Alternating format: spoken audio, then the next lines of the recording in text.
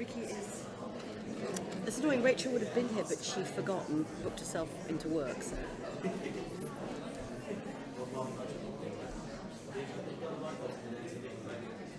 I know. Someone has actually told me, because it was very faint. What talk if I stand on the chuppah with Rabbi? Harihu l'Adonai kol ha'aretz, ivdu et Adonai besimcha. Harihu l'Adonai kol ha'aretz, ivdu et Adonai besimcha. Bolu lefanav berina. Bolu lefanav berina. Harihu l'Adonai kol ha'aretz, ivdu et Adonai besimcha. Shout to the Almighty, all the earth, serve the Almighty with joy, come before God with singing. Chag Sameach, welcome to all of you. It is wonderful to have you here on this very special celebration, the celebration of the giving of the Torah. And I stand here under a chuppah, which we usually, the wedding canopy, because the Torah is a little bit understood as the wedding contract between God and the Jewish people. And so when we tomorrow read also the Decalogue, the Ten Commandments, that is a little bit like reaffirming our vows with the Eternal. And so no better symbol to have a chuppah also in the synagogue to celebrate this special covenant. This is, of course, an evening of joy and celebration, and we're so grateful to have a synagogue full with our neighbors, with our guests from all faiths, to celebrate with us that what once began 3,500 years ago, and as an ongoing journey. And I will speak a little bit about the concept or the idea of an ongoing revelation, and seeing how God's imprints on this world are still inspiring us to go forward. And part of this idea of creating a world in peace is, of course, to look that we can form a wonderful partnership and relation with all our neighbors. And so it is wonderful to see you here this evening. Our prayer book for this evening is called Machzor, not Siddur, which we usually use. And Machzor means circle, and it reminds us also that this is a festival that is related to the circle of nature and the agricultural festival of Thanksgiving. And so we will use this Machzor, this prayer book this evening, and remember that in the Jewish tradition, as in also other faith traditions, the prayer books work the other way around. So you start what you might consider the back, but in the Hebrew and also in the Arabic tradition, it is actually from the front, and then you work your way to the other side. Our service begins on page 38, and I invite Sharon to light for us the festival candles. And if you are able to, please rise in body or spirit.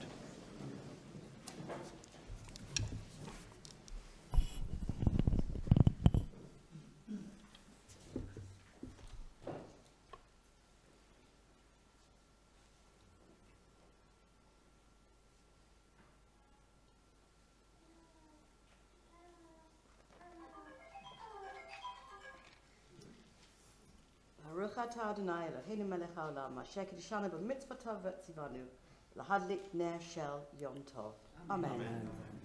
And as this is a very special and joyful moment, we also say the Shehechianu prayer where we acknowledge the wonderful gift of life and our journeys of life, and that God has sustained us to come to this moment with the prayer Shehechianu Baruch Ata Adonai Eloheinu Melech Shehechianu V'kiyamanu V'higianu Lazman Hazeh.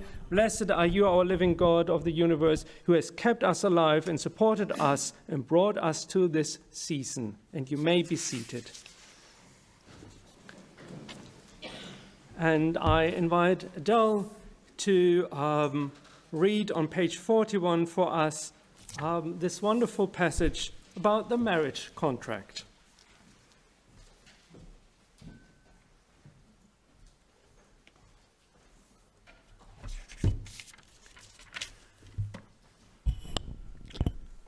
On Friday, the 6th of Sivan, in the year 2448 from the creation of the world, according to the reckoning of our ancestors, God, the supreme sovereign, came forth from Sinai and said to the beloved people of Israel, "Be my people, and I will be your redeemer, through the Torah given to Moses.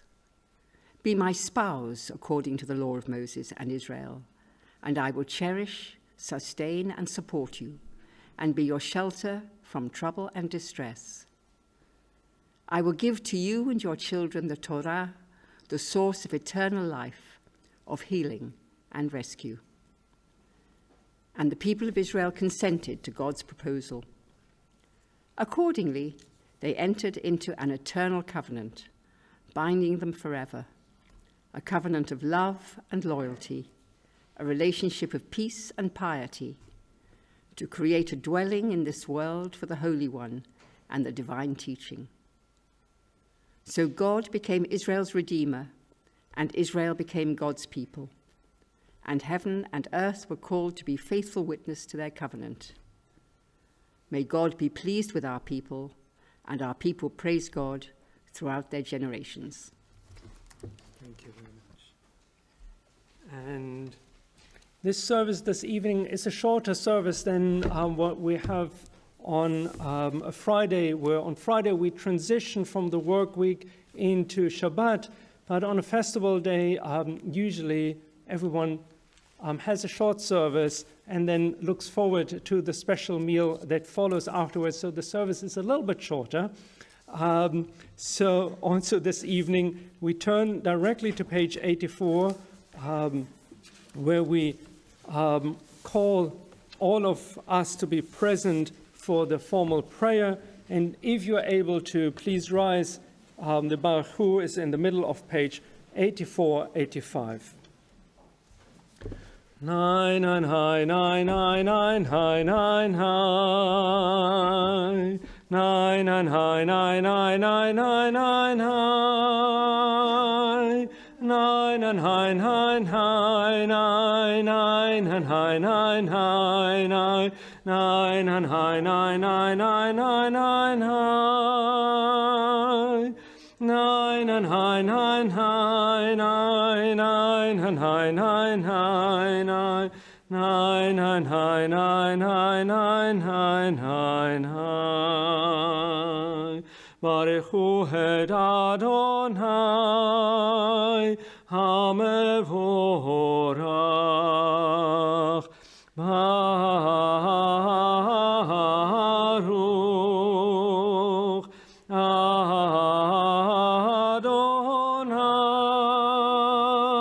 Adonai HaMevorach. HaMevorach le'olam va'ed. HaMevorach, HaMevorach le'olam va'ed. Blessed is the living God, whom we are called to bless forever and ever. Thank you. You may be seated. on the next page, on page 86, 87. With everlasting love have you loved your people, the family of Israel, teaching and practice, duty and justice. These you have taught us. Therefore, our God and guide, we think upon all this before we sleep, and when we wake, and rejoice and delight in your teaching and its practice forever and ever. For they are our life and the measure of our days. We keep them in mind, both day and night. Never take your love away from us.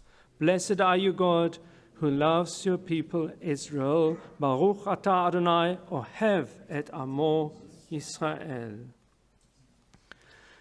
Shema Yisrael, Adonai Eloheinu, Adonai Echad. Hear, O Israel, the Eternal is our God, the Eternal is one. Baruch Shem Kavod Malchuto Leolam Va'ed. Ve'ahavta et Adonai Elohecha, v'chol levavecha u'v'chol nafshecha u'v'chol meodecha. Ve'hayu hadvarim ha'ele, asher anochi metzavecha hayom al levavecha, ve'shinantam levanecha, v'dibarta bam, ve'shivtecha beveitecha, u'v'lechtecha v'derech, u'v'shochbecha u'v'kumecha, u'kshartam le'ot al yadecha, והיו לטוטפות בין עיניך, וכתבתם על מזוזות ביתך ובשעריך. We continue on page 93 with a special reading for Shavuot, and I invite Yvonne.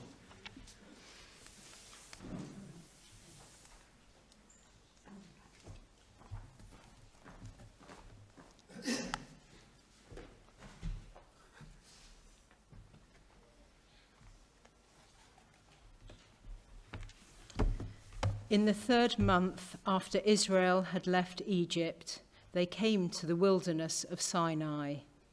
They set out from Rephidim and entered the wilderness of Sinai, where they encamped, pitching their tents opposite the mountain. Moses went up to the mountain of God, the Eternal, and called to him from the mountain and said, "Speak thus to the house of Jacob, and tell this to the children of Israel. You have seen with your own eyes what I did to Egypt, and how I have carried you on eagle's wings and brought you here to me. If only you will now listen to me and keep my covenant, then out of all the peoples you shall become my special possession, for the whole earth is mine. You shall be my kingdom of priests, my holy nation. These are the words you shall speak to the children of Israel." Thank you very much. And we continue on page 98-99.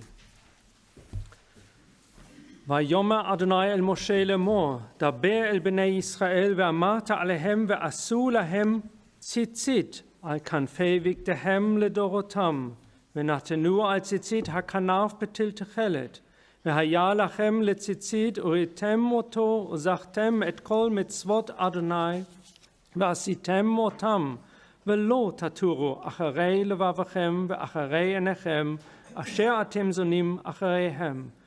למען תזכרו ועשיתם את כל מצוותי, והייתם קדושים לאלוהיכם.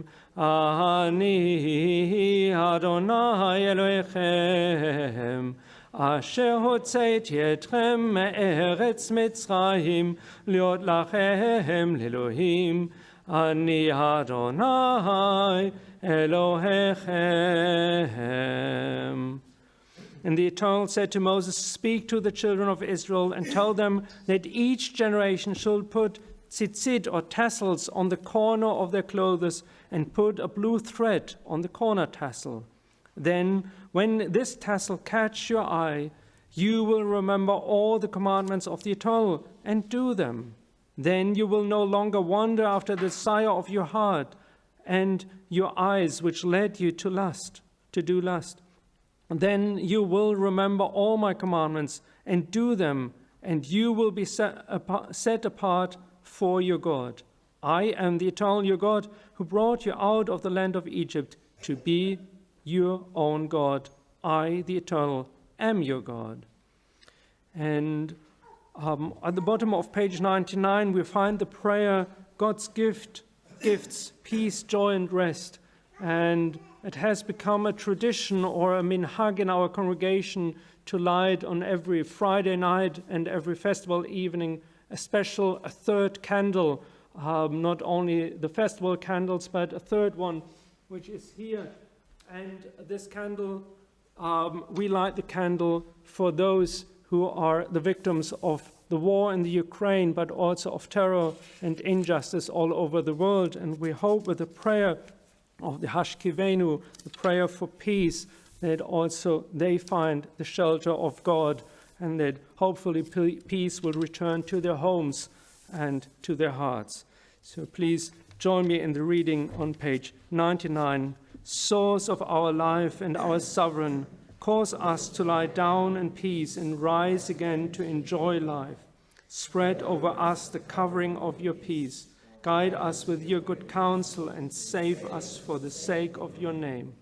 Be a shield about us, turning away every enemy, disease, violence, and hunger and sorrow. Shelter us in the shadow of your wings. For you are God who guards and protects us, a ruler of mercy and compassion.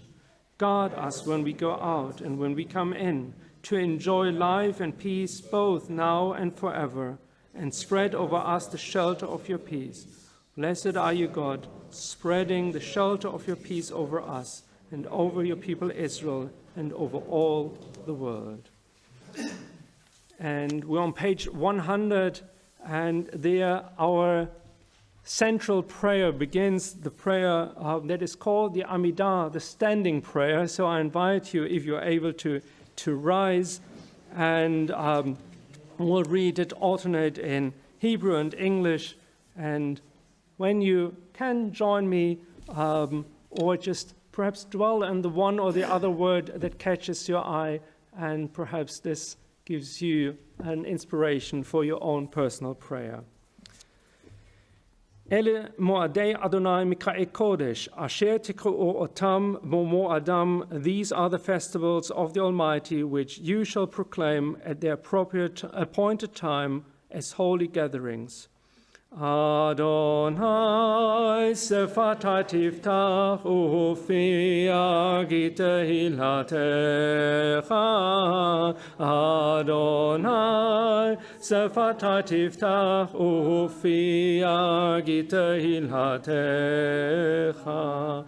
Baruch atah Adonai Eloheinu v'Elohei Avoteinu v'Imoteinu, Elohei Avraham v'Elohei Sarah, Elohei Yitzchak v'Elohei Rivka, Elohei Yaakov, Elohei Rachel v'Elohei Leah, Ha'el Hagadol, Hagibor v'Hanora, El Elyon, גומל חסדים טובים, קונה הכל, וזוכר חסדי אבות ואמהות, ומביא גואל לבני בניהם, למען שמו באהבה, מלך עוזר ומושיע ומגן.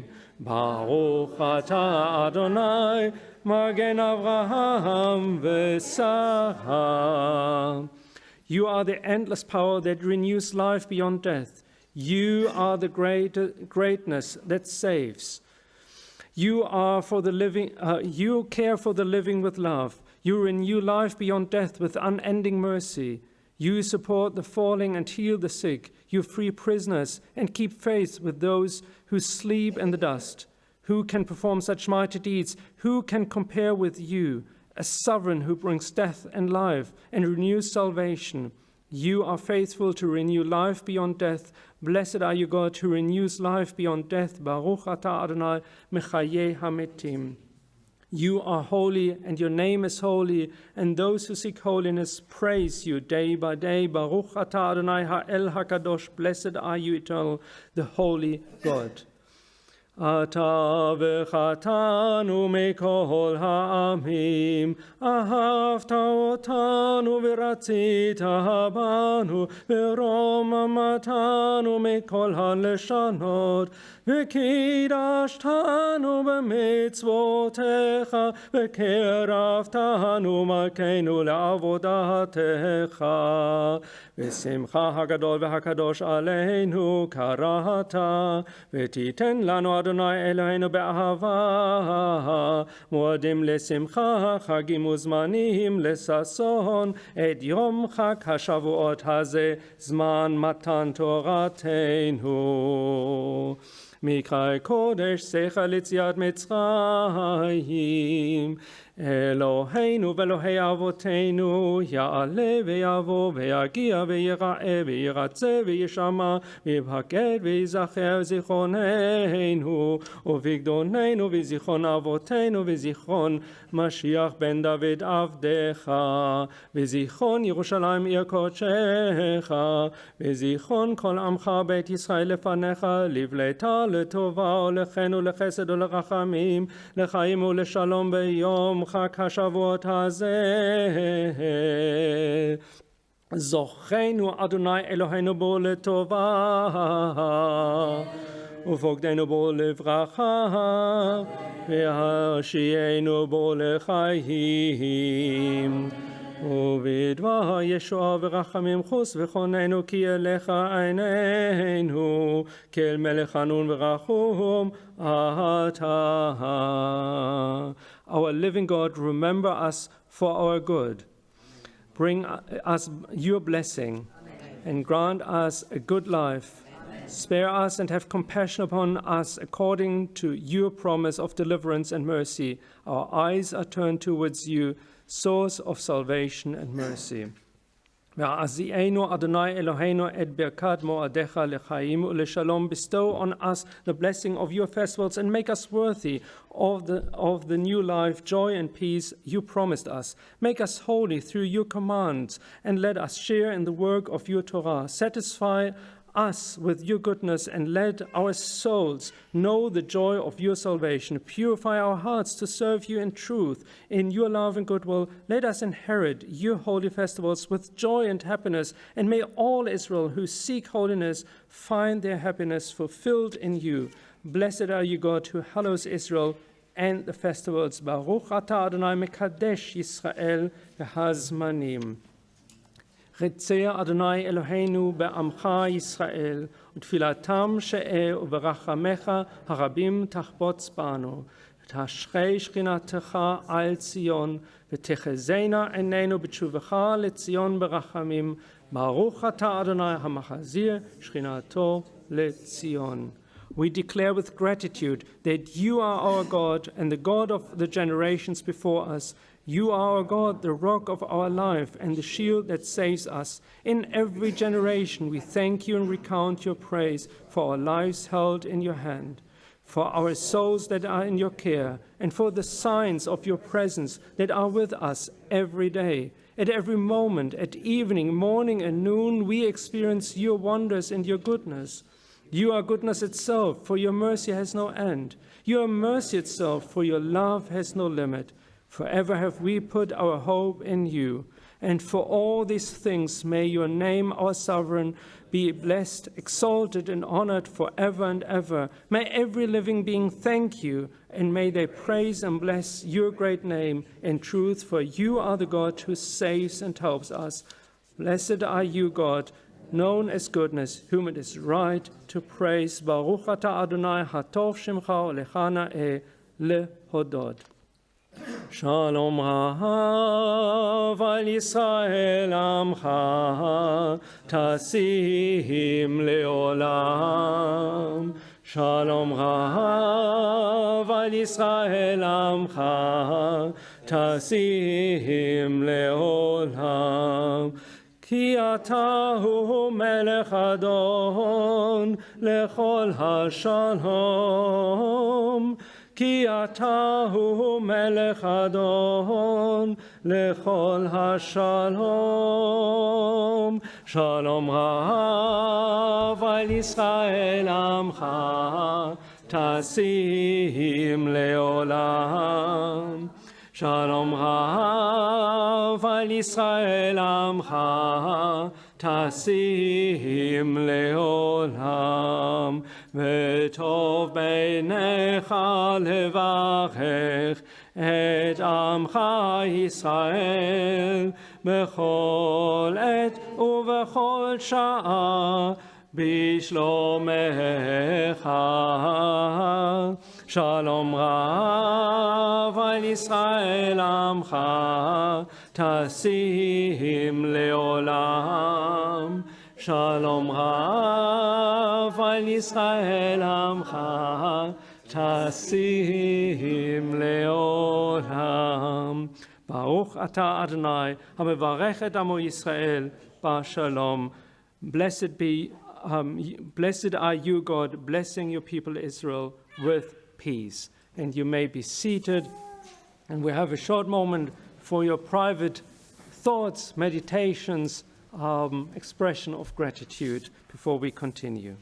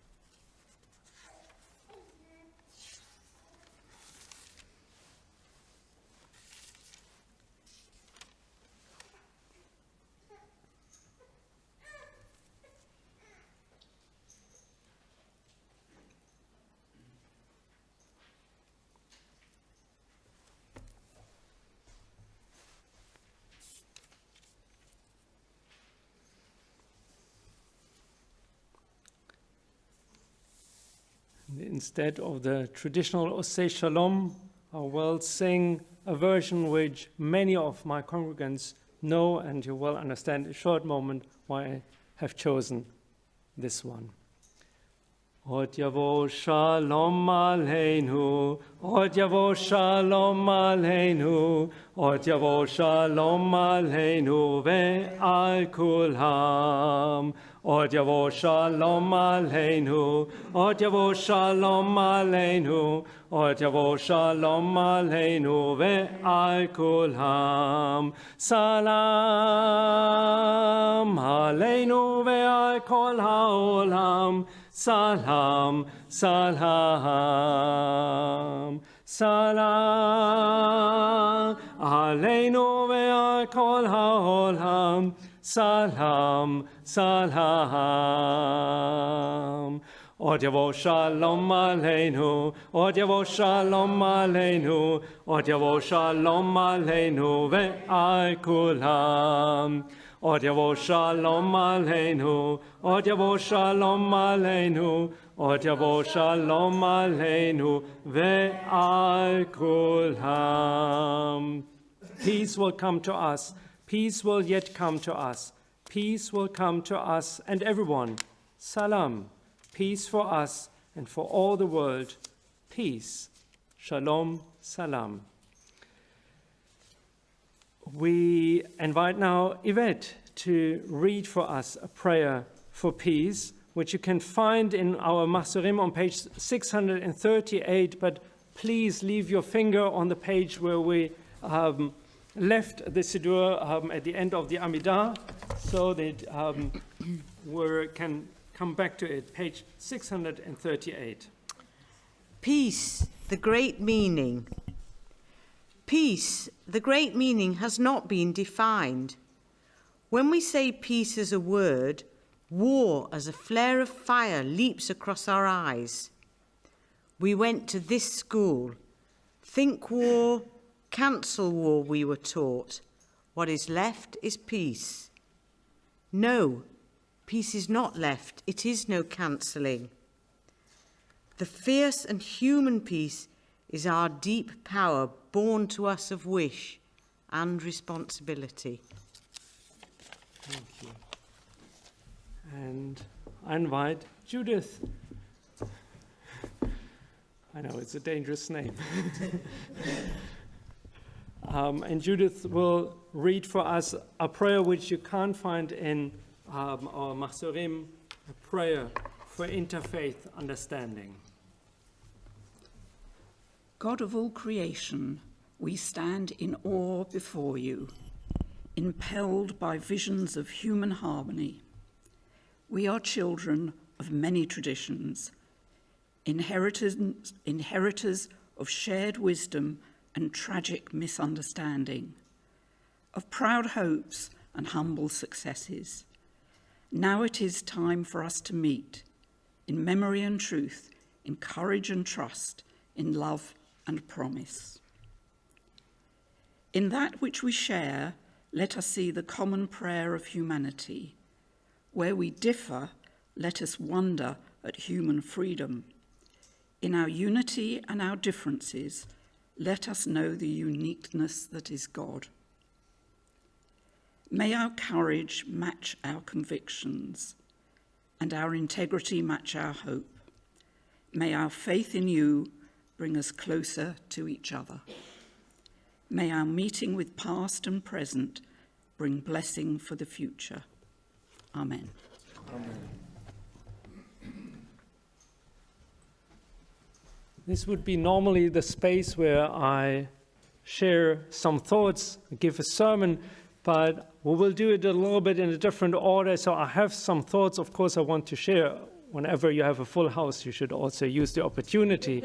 But we'll first come to the concluding part of our service. So every service we have has usually an opening part, then in the center, the standing prayer with, on a weekday, 18 blessings, or 19, so it's called the Shmona Esrei, the 18 blessings, but it's actually 19, so our sages were not so good in math.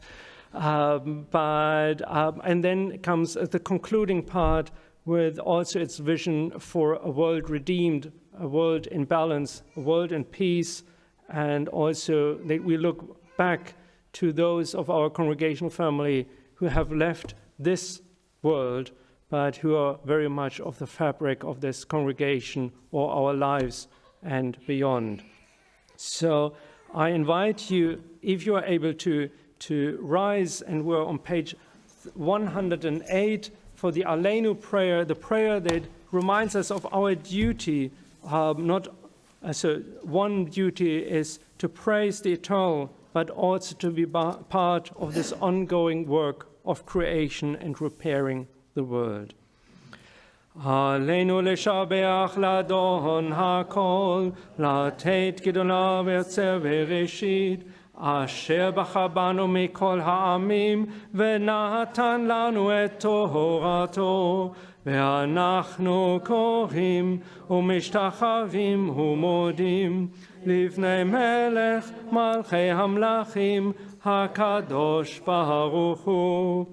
שהוא נוטה שמיים ויוסד הארץ, ומושב יקרו בשמיים ממעל, ושכינתו זו, וגובר מרומים, הוא אלוהינו אין עוד, אמת מלכנו אפס זולתו, ככתוב בתורתו, וידעת היום והשבות אל לבביך, כי אדוני הוא אלוהים, בשמיים ממעל, ועל הארץ מתחת אין עוד. ונאמר, והיה אדוני למלך על כל הארץ, ביום ההוא יהיה אדוני אחד, ושמו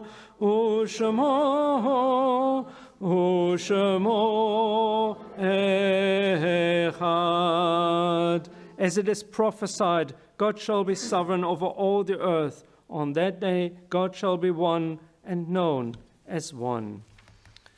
On page 110, we remember in our hearts those who we have known and who no longer share this festival with us.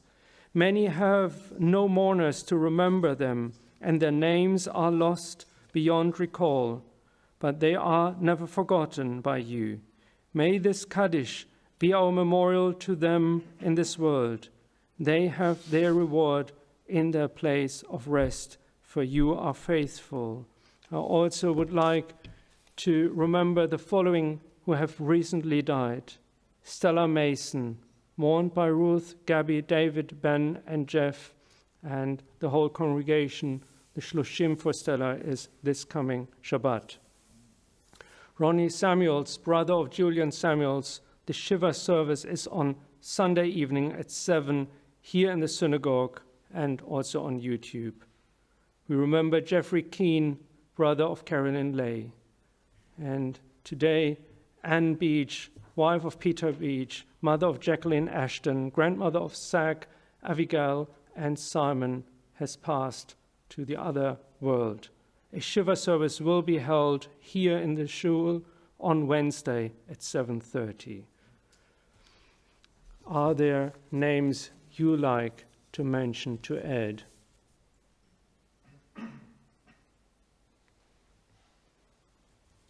Please join in the Kaddish, the prayer that praises God's name and the teaching we have received from the generations before us. Page 110.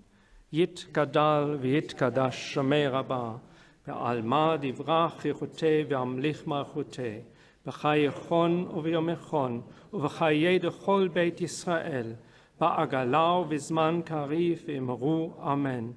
Yehei shmei rabah mevorach le'alam u'lalmei almaya, yitbarach v'ishtabach v'itpa'ar v'trumam v'itnaseh, v'ithadar v'itale v'ithalal shmei dekudisha berichu, le'ela min kol bichata v'shirchata, tushbachata v'nechamata, de'amiran be'alema v'imru amen. Yehei shlama rabba min shemaya, v'chayim aleinu v'akol Yisrael v'imru amen. Oseh shalom b'mromav, hu ya'aseh shalom, aleinu v'akol Yisrael v'akol ha'olam v'imru amen. May great peace from heaven and the gift of life be granted to us and to all the family of Israel and all the world, to which we say amen. And I conclude with a final blessing for this service, and that is the blessing which you also will hear in this coming Shabbat, as it is reading part of the reading of Parashat Naso, and it is the blessing that once God shared with the Kohanim, and they shared it with the whole people of Israel, to bless or bring God's name on humankind. Yevarechecha Adonai v'yishmerecha, Ya'er Adonai panav elecha v'choneka, Yisa Adonai panav elecha v'yasem lecha shalom. May God bless you and keep you. May God's face shine upon you and be gracious to you. And may God's face turn towards you and give you peace.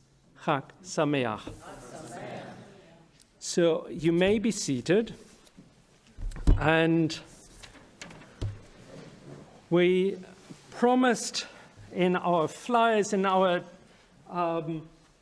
invitations to you, that we have a moment of learning and discussion as it is tradition on Shavuot. So one of the things we practice in our Jewish tradition is to reenact or to beam us back in time to that original moment. So on Pesach, we sit around the tables and we eat, but also we learn and study about the Exodus. And one of the important sentences there is, you need to imagine yourself to be just liberated, to really share in the experience. And the same is true also for tonight, or for this special moment of revelation. We are all invited to study and to learn Torah, so that we can experience the idea of revelation. Many congregations indeed have a full night of learning. We don't practice that here, usually because this rabbi expires after 10 o'clock in the evening. But also because we have something prepared for you which we also want to share, our cheesecake and delicious Israeli food or food from the Middle Eastern tradition. We don't claim it, but it is very tasty. Actually, it's from North London. But I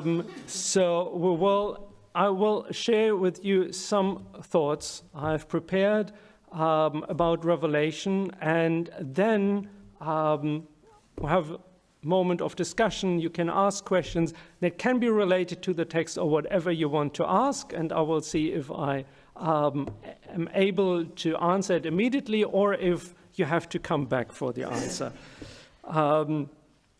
And then we will eat.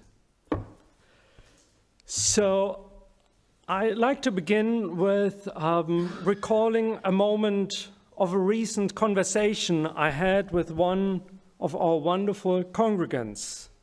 She mentioned that at a previous class of mine she attended just days before, this conversation helped her to find the right words in an important moment of her life. It felt like that in some mysterious ways, the words she needed were passed down to her right on time so that she could master this special moment. I'm far away to think that I'm a prophet of the divine, but I'm confident enough to say that we all play a part in the ongoing interaction God has with God's creation. Shavuot, the festival we are celebrating tonight and tomorrow, is the celebration of the giving of the Torah at Mount Sinai 7 weeks after the Israelites were liberated from slavery in Egypt. Today, we celebrate this revelation of God's vision of a just society and a world in peace. Tonight, we commemorate that God found in our people and all humanity worthy partners to work towards this common goal. And lastly, on this festival, we honor all the individuals of the past generations, prophets, leaders, rabbis, but also ordinary women and men who helped us to understand and interpret God's message to us. Ask most Jews, layperson or scholars alike, what happened on Mount Sinai, and the response is usually something to the effect of, Moses was given the 10 Commandments, right? I have often wondered whether this mistake comes from DeMille's epic movie, The 10 Commandments. If you remember, Charlton Heston, with brown robe and staff in hand, makes his way up the mountain and reappears not too long after with that spiritual glow only old Charlton could have after having a conversation with the supreme creator of the universe. The Torah's vision, however, is distinctly different. In a number of places, the Torah mentions that it wasn't only Moses who heard God speaking. The entire Jewish people, man, woman, and child, experienced a direct communication from God at Mount Sinai. Let's listen to the voice of the Torah. In Deuteronomy, it says, Moses called all of Israel and said to them, Hear, O Israel, the decrees and the ordinance that I speak in your ears today. Learn them and be careful to perform them. The Lord your God sealed a covenant with us at Horeb, Mount Sinai. Not with our forefathers did God seal this covenant, but with us.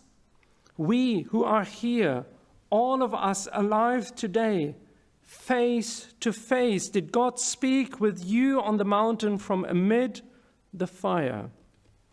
And towards the end of the Torah, in chapter 29 of Deuteronomy, we read, "You stand this day, all of you, before your God Adonai, your tribal heads, your elders, and your officials, every householder in Israel, your children, your wives, even the stranger within your camp, from woodchopper to water drawer, to enter into the covenant of your God Adonai, which your God is concluding with you this day.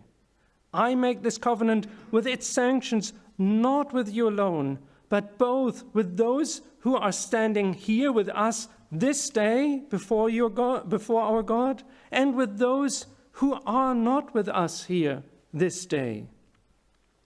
Surely these instructions which I enjoy upon you this day is not too baffling for you, nor it is beyond reach.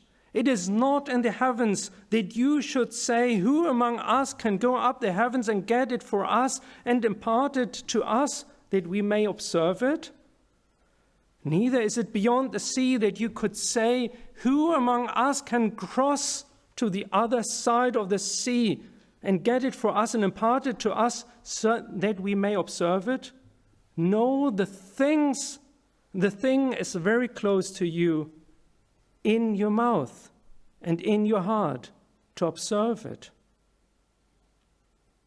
More or less, no other religion I know, sect or cult, from the beginning of time until the present day has even made the claim that the Torah makes, that more than one person heard God give them their divine mission here on earth, and that it is upon all generations to interpret it.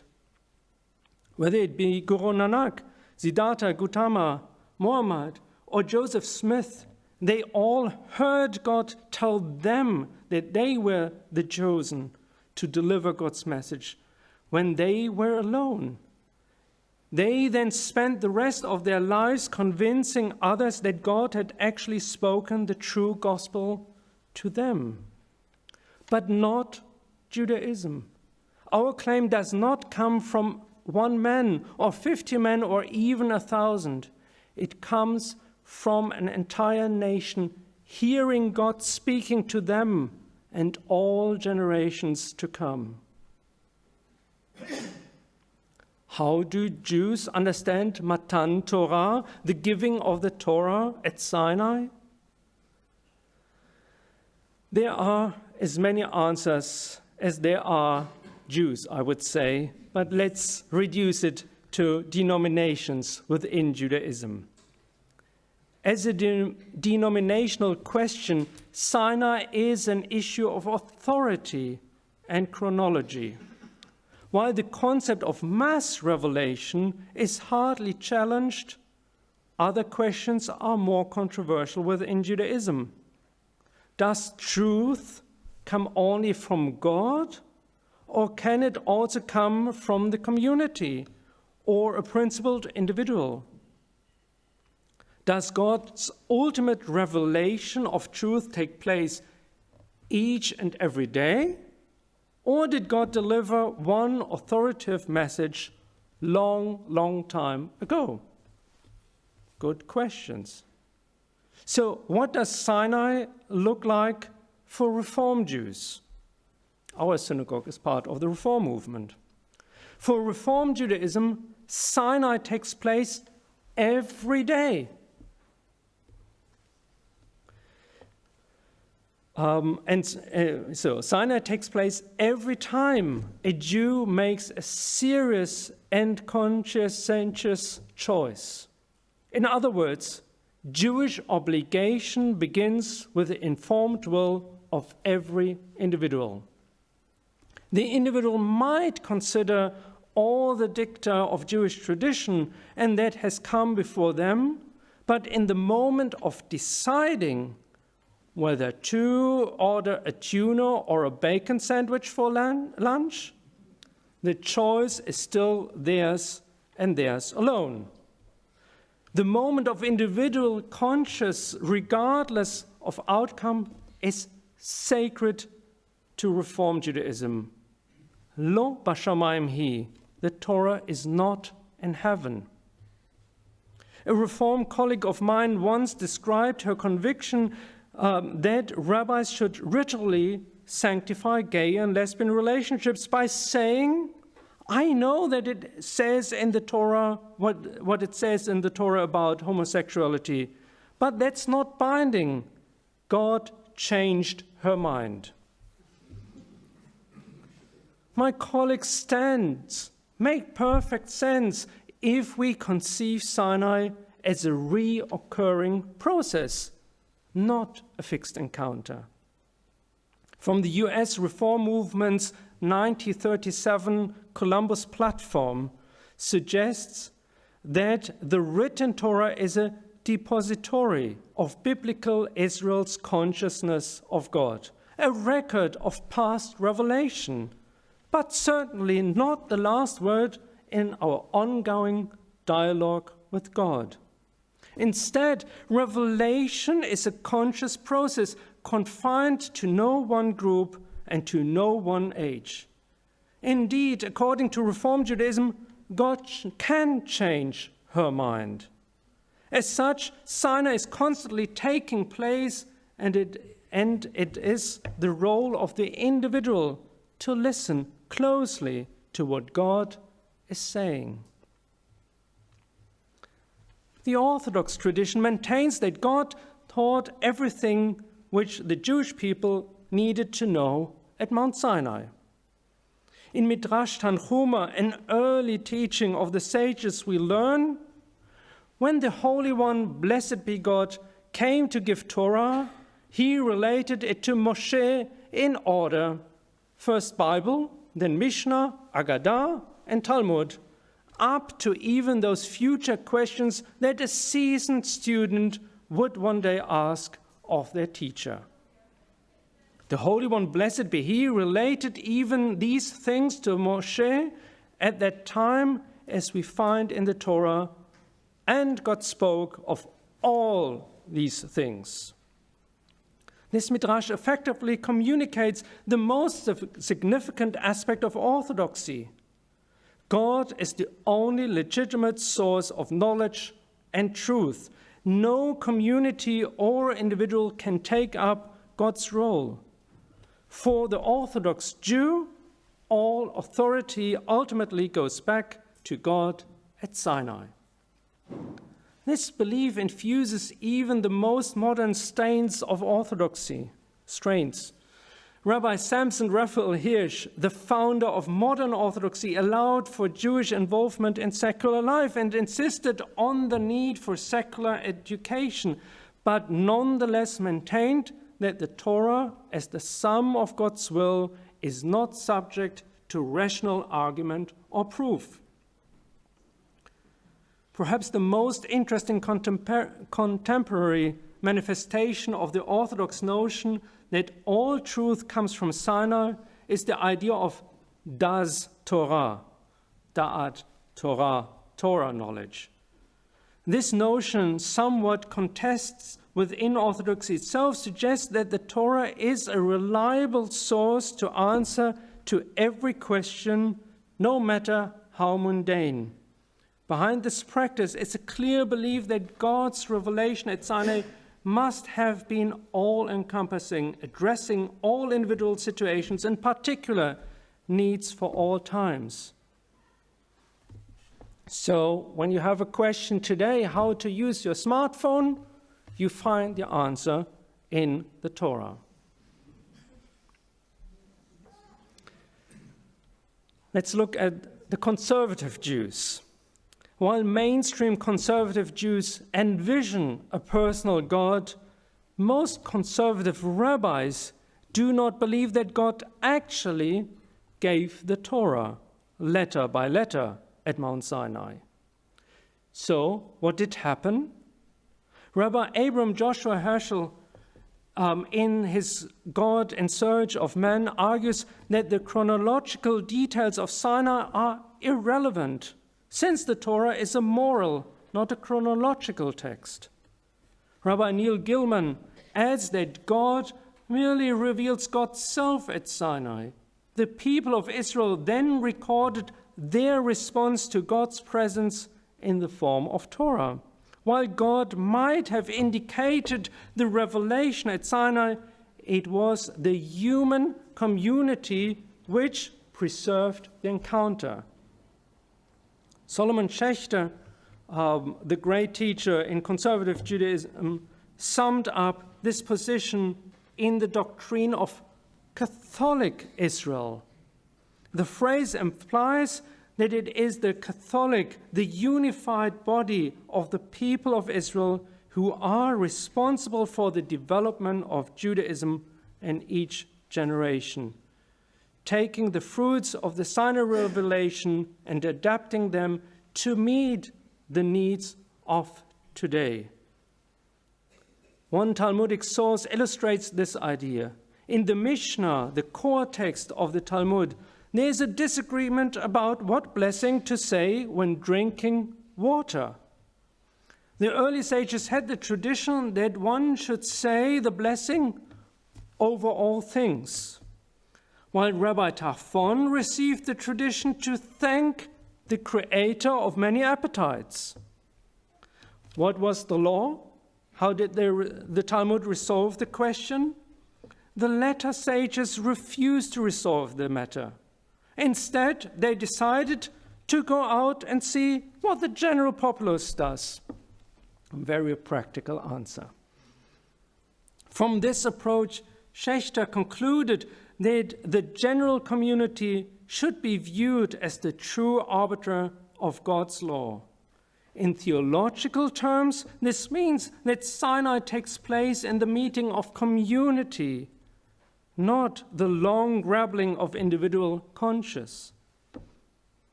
Like Reform, conservative Jews are open to the idea of change as an authentic manifestation of Torah, but only when the change filters through convictions of community. For conservative Jews, Sinai happens in the public square as community members seek to understand God. In the end, I'm thankful that each of the movements has invested such energy in grappling with God and Torah. An early rabbinic teaching, the Mechilta, expresses my thoughts best. What great praise it is for Israel that as soon as they heard God's word at Sinai, they began to interpret it.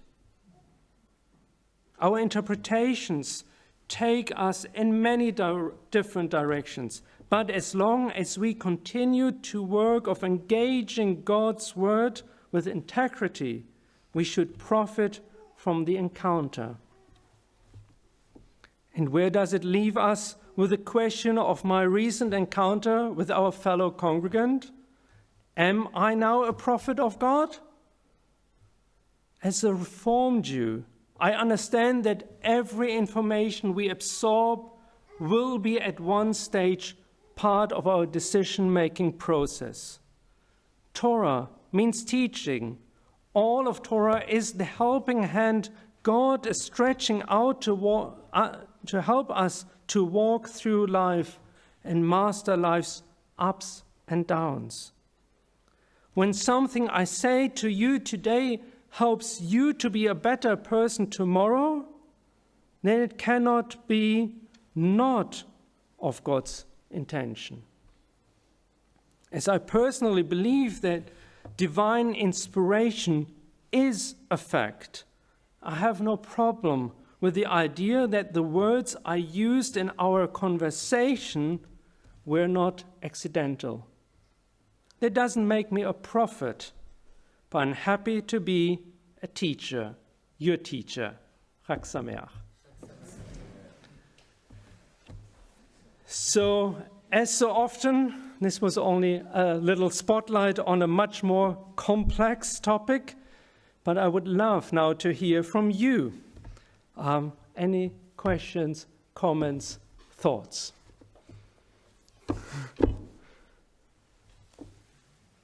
Don't be shy. You can ask everything also, if that is made of plastic or yes.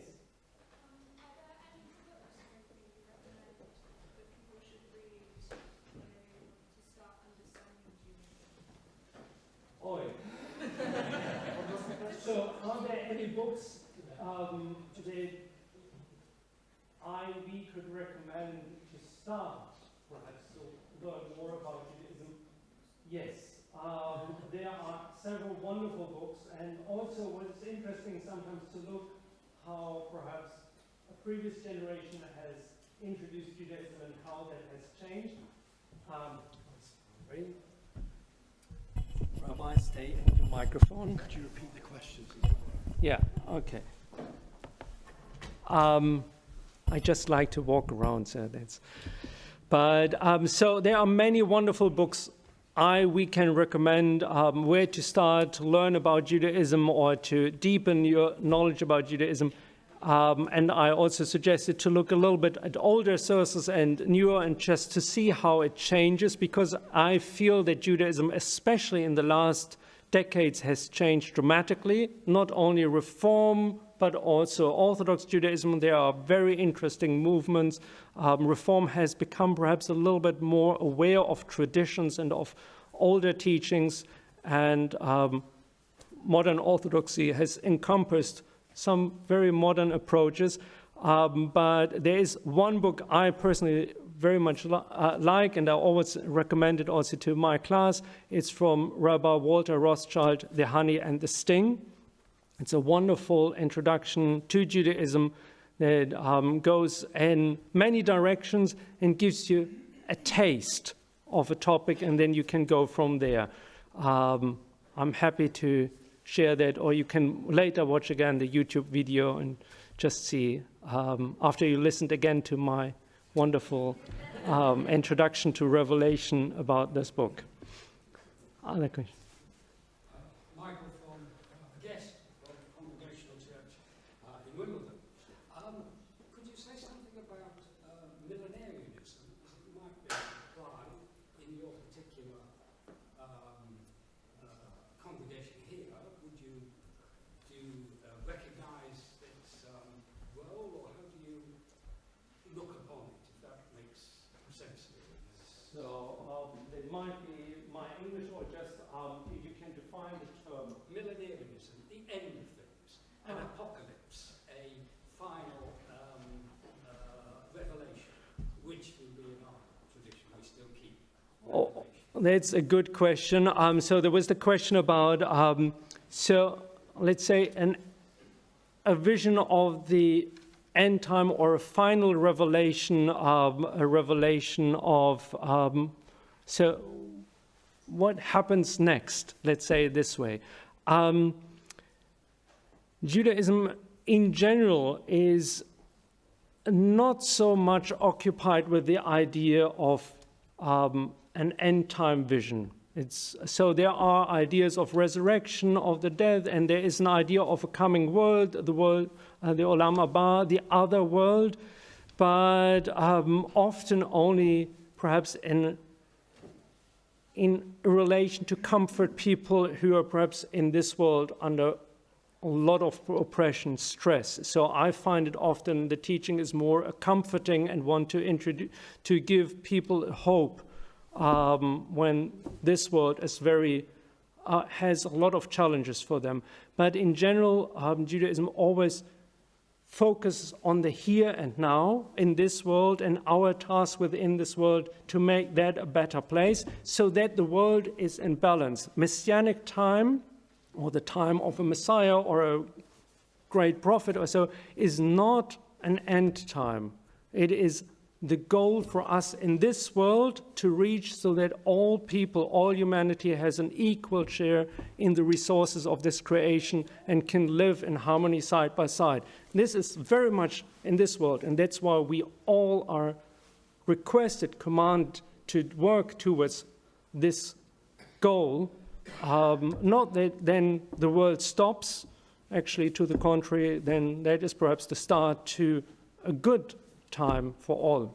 So therefore, but there are individual rabbis and also within Kabbalah also who have focused a little bit more on visions, what can happen afterwards. But again, as Walter Rothschild, and I like to recite him because he was an influential rabbi to me in Munich back then, he said, we don't know because no one came back, so or had a time machine, so therefore we leave it for the generation who then experience it. Yes? In the context of Shavuot, because you mentioned, because, okay, that's God revealed himself and gave the Torah. Yeah. Which aspect of the Torah? Because some, as you reflected on the movie, Yeah. the Ten Commandments, people will focus on just the Ten Commandments. Yeah.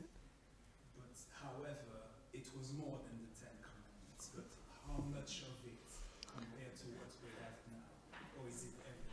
So the question is, what was the revelation at Sinai? What did the people hear? And that is a good question. Again, the rabbis had a lot of discussion about it because also the Torah presents some ambiguity in it. So was it only that the people heard perhaps only the first word, Anochi, so I am, or did they hear the first words or even up to the whole Torah? It's kept ambiguous because in general the Torah in itself, which is translated as teaching, is the whole blueprint of a world, as I mentioned, of that God envisions that is in balance, that is redeemed in this way. And also the 10 commandments are within the Jewish tradition just 10 out of, or 13 actually, if you count correctly, of 613. So there is an idea in Judaism not to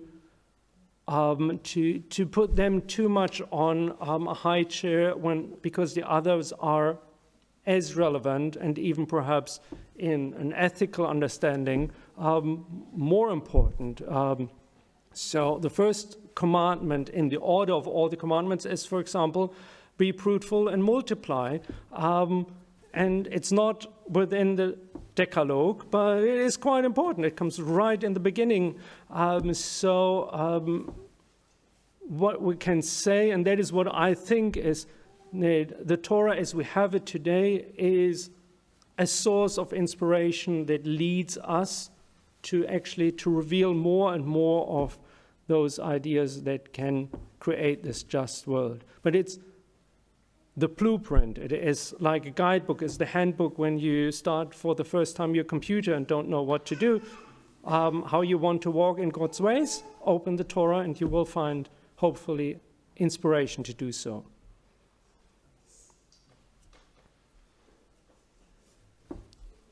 Yeah.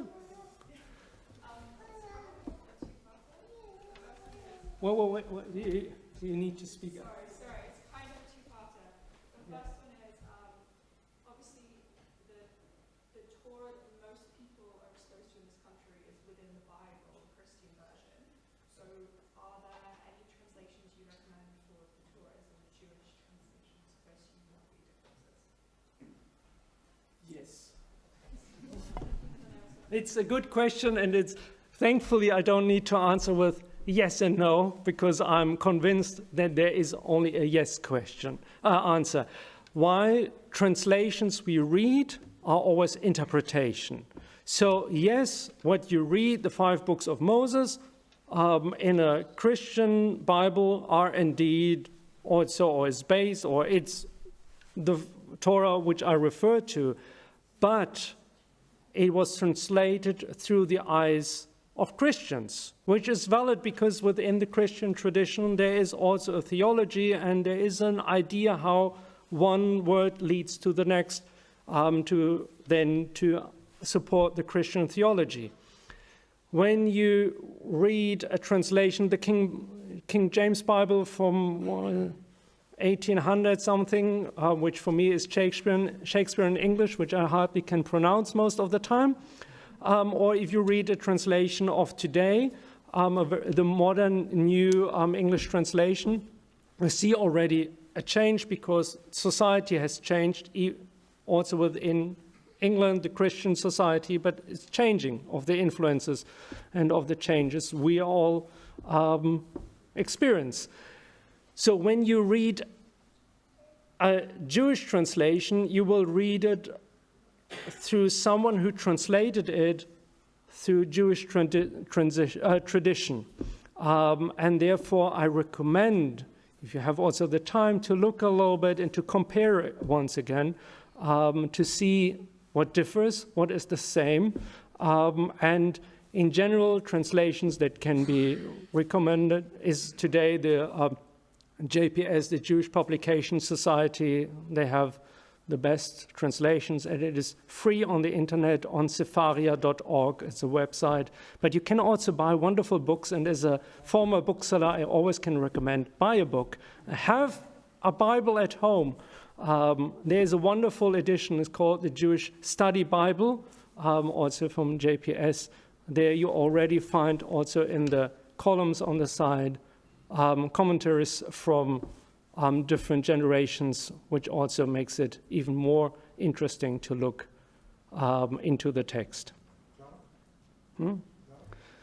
Is a little bit old, like Hertz. Hertz is very good to read the commentaries, but the English is a little bit old. You have a question? Why there are 10?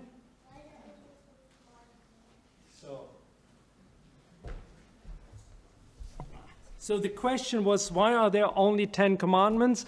And when you look up there, you see actually the 2 tablets with the 10 words.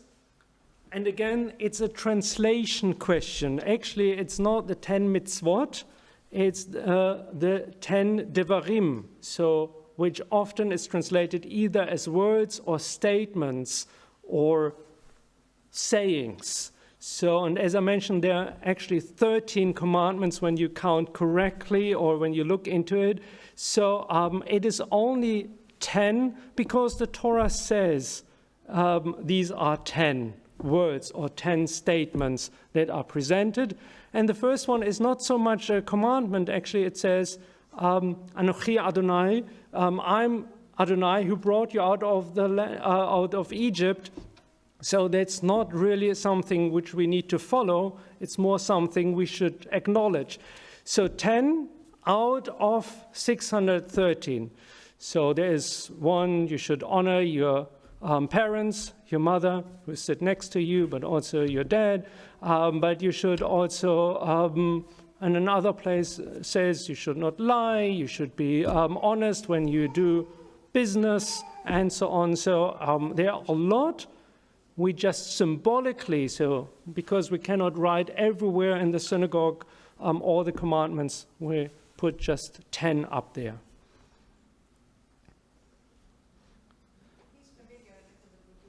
Yes. Yeah, so there are 613. We just look at the 10 out of the 613. It's also easier, so you can remember 10 because you can count them on your fingers. I just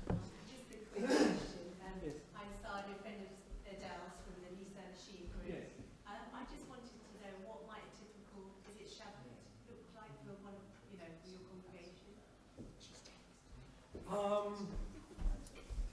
So how does a typical Shavuot looks like? So actually the service I did is the service. It's an evening service, a regular evening service, just with some additional readings. And the rest is that people, what we will do in a short moment, sit down, have a kiddush, a sanctification of the day, because it is a festival day. So we have some wine or juice, and we have some bread. And then people usually eat and start learning. And in many congregations, many congregants just say, oh, I have an interesting topic I want to share, and they share it. And so then will be half an hour discussion of that topic, and then it moves on. So it's very inclusive. So actually everyone is invited to be part of the learning night. And if it is a very good congregation, then the next morning at 4 o'clock or so, when the sun is just rising, they have then the morning service. And those who are not as strong, they come a little bit later, so as we do tomorrow morning at 10:30 to the regular service, and then we actually read from the Torah, and we will also, as part of the reading, is the Decalogue, so we will read the 10 Commandments. And it's a special honor, and so, but it's service, that's it. And a lot of cheesecake. So I knew that this is coming, so. So, yes, so the cheesecake is waiting, so therefore I have to give a quick answer. So, in general, there is one idea. Cheesecake is a product of milk, and milk is is the perhaps first food a newborn child has to nourish and get strong. And the idea is the Israelites were just like a newborn nation, and the Torah is considered as something that nourishes and makes one strong. So there is a connection of milk as a symbol with the Torah. But also every Jewish festival has associated something to eat. And which festival has nothing so associated with food? Thank you, I'm glad. So, but in general, food is always connected to a festival, but I think the symbol of nourishing and making one strong as a symbol for Torah is perfect. Good. Our wonderful interfaith team, especially in the back, has waved to me that they want to invite you for Kiddush and then for this wonderful food. Thank you once again, everyone, that you joined us this evening and that you are part of this journey, of our journey of Revelation this year. And thank you everyone also who has been on YouTube. And Chag Sameach.